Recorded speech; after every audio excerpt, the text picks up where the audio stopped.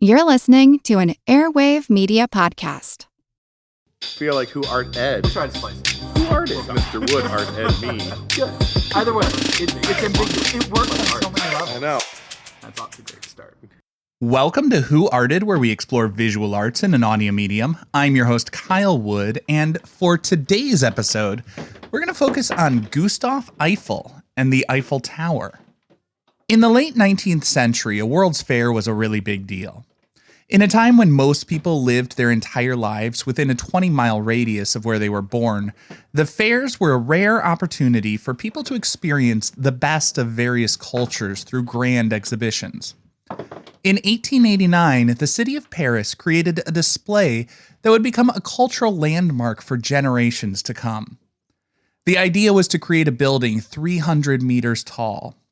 For listeners in the United States, a meter is a unit of measure in a much simpler and more logical base 10 metric system that pretty much everyone else in the world is using.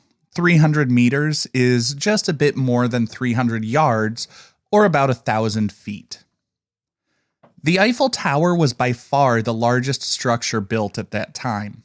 The previous record holder was the Washington Monument in the U.S., standing at about 555 feet, or 169 meters tall. Gustave Eiffel was an entrepreneur, and he had two engineers working with him to plan the Iron Tower. But not everyone was on board with the design. Audiences today may be surprised to hear that many Parisians thought the design was an eyesore and a blight on their beautiful city. The architect, Stephen Sauvestre, was commissioned to work on the design and make it less ugly.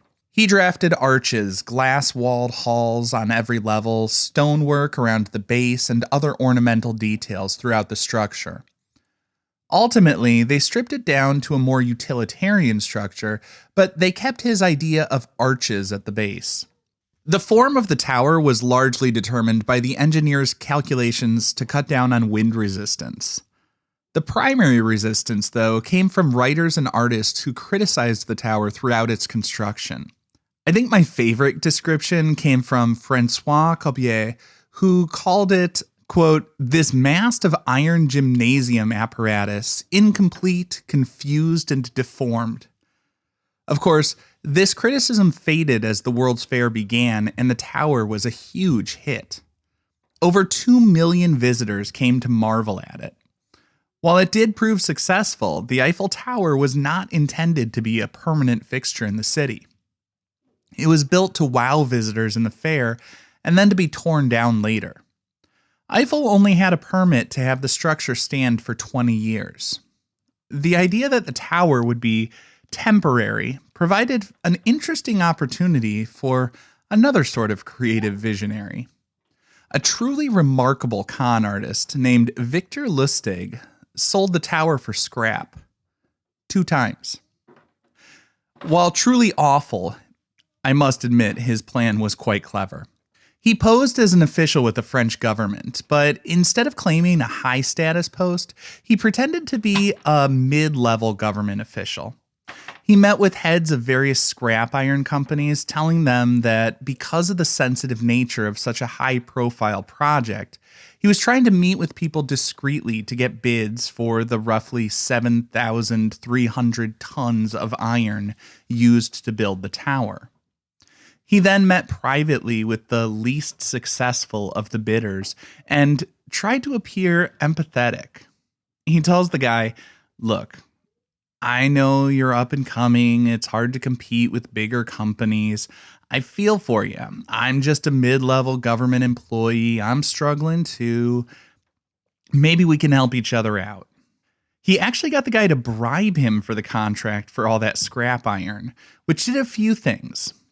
It made him seem a little more credible to the guy he was conning, but more importantly for Lustig, it made his mark less likely to report the crime, as doing so would not only be embarrassing, but it would also implicate him for the bribery. Lustig got the money and then fled to Austria, where he watched the papers to see if there were any reports of the crime. And he was right. The businessman was too embarrassed to report it. In the ultimate show of hubris, Lustig returned to Paris and attempted to repeat the exact same scam. The second time around, though, he was not so successful and ended up having to flee the country yet again. He went on to carry out numerous other audacious crimes before he was arrested and sent to the notorious Alcatraz prison in the United States. The tower was never sold for scrap, of course. It stands today as one of the most recognizable symbols of the city of Paris. Just to wrap things up, here are a few extra fun facts about the tower. It's a few meters taller today than it was when it was built in 1889 due to antennae that have been added to the top. Because heat makes metal expand, the Eiffel Tower stands a bit taller in the summer. It even bends slightly away from the sun, as the iron on the sunny side will expand a few inches more than the iron on the shady side. And finally, to prevent all of that iron from rusting, the entire tower needs to be repainted every 7 years.